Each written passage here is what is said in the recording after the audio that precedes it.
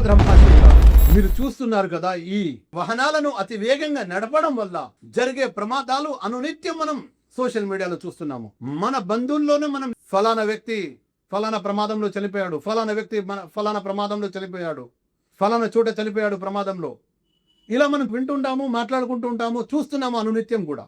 ప్రాణాలంటే ఇంతగా విలువ లేకుండా పోతుందా? ప్రాణాలకు అసలు విలువే లేదా?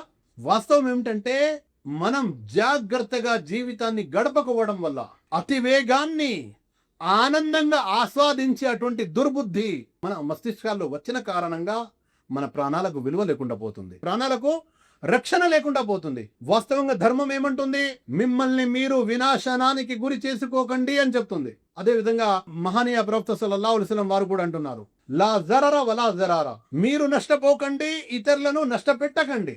ఈ ప్రమాదాలు ఏవైతే ఉన్నాయో, తను స్వయంగా నష్టపోతున్నాడు, తన ఇంటి వారిని కూడా నష్టపెడుతున్నాడు, బాధ పెడుతున్నాడు.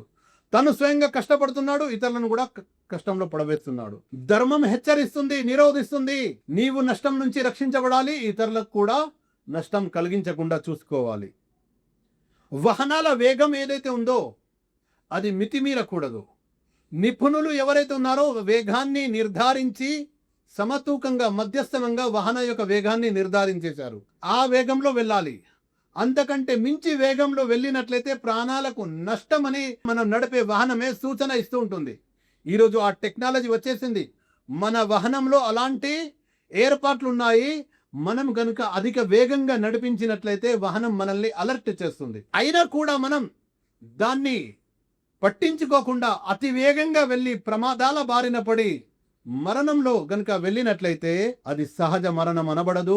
ధార్మికవేత్తలు అది ఆత్మహత్య అంటున్నారు. కాబట్టి అతి వేగం ప్రమాదాలకు, ప్రాణాలకు కారణం. వాస్తవంగా రాసి ఉంటుంది కూడా, రోడ్లపై నియమాలు కూడా రాసి ఉంటాయి. లైసెన్స్ తీసుకునేటప్పుడు కూడా ఆఫీసులలో కూడా ఆ నియమాలు బోర్డులలో ఉంటాయి. అతివేగం ప్రమాదాలకు కారణం. అదే విధంగా డ్రైవర్ గారు జాగ్రత్త, మీ ఇంట్లో పిల్లలు మరియు కుటుంబీకులు కూడా మీకోసం ఎదురు చూస్తుంటారు.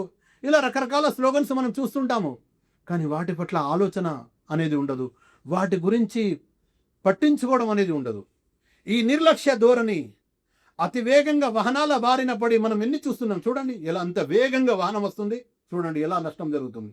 చూశారు కదా ఈ వీడియో, చూశారు కదా ఈ యువకుడు ఎంత వేగంగా వెళ్ళిపోయి బైక్ ద్వారా వెళ్ళి ఎలా పెద్ద వాహనం కింద పడిపోతున్నాడు.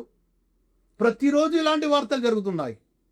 ఒక ముస్లింగా మనం అల్లాహ్ ముందు సమాధానం చెప్పుకోవాల్సి ఉంది. మనం చేసే ప్రతి పనికి మానవ ప్రాణాలకు చాలా విలువ ఉంది. కాబట్టి మనం ఇలాంటి ప్రమాదాల బారిన పడే అటువంటి వ్యవహారాలు ఈ అత్యుత్సవంగా, ముఖ్యంగా చాలామంది పిల్లలకు కూడా వాహనాలు ఇస్తూ ఉంటారు. వారి వయస్సు రానే రాదు, లైసెన్స్ వయస్సు ప్రభుత్వ పరంగా నిర్ణయించిన వయస్సు చేరుకోరు వారు. కానీ వారికి మైనర్గా ఉన్నప్పుడే ఈరోజు స్కూళ్ళ ముందు, హై స్కూళ్ళ ముందు కూడా వాహనాలు ఆపేస్తున్నారు. పిల్లలు వాహనం వేసుకొని వస్తున్నారు, బైక్ వేసుకొని వస్తున్నారు, స్కూటీలు వేసుకొని వస్తున్నారు. ఇలా ప్రమాదాల బారిన పడి తల్లిదండ్రులకు చాలా శోకాన్ని మిగిలిస్తున్నారు, తల్లిదండ్రులకు చాలా బాధను కలిగిస్తున్నారు. వారి పట్ల ఎన్నో ఆశలు కలిగి ఉంటారు తల్లిదండ్రులు, వారి భవిష్యత్తు కోసం ఎన్నో కలలు కని ఉంటారు. కానీ వీరి యొక్క వెర్రి చేష్టల ద్వారా 2, 3, 4 కూడా వాహనాలపై ప్రయాణం చేసి, నిబంధనలకు వ్యతిరేకంగా ప్రయాణాలు చేసి నష్టపోతున్నారు, నష్టం కలిగిస్తున్నారు. నిజమైన ముస్లిం ఇలాంటి వ్యవహారాలకు దూరంగా ఉంటాడు.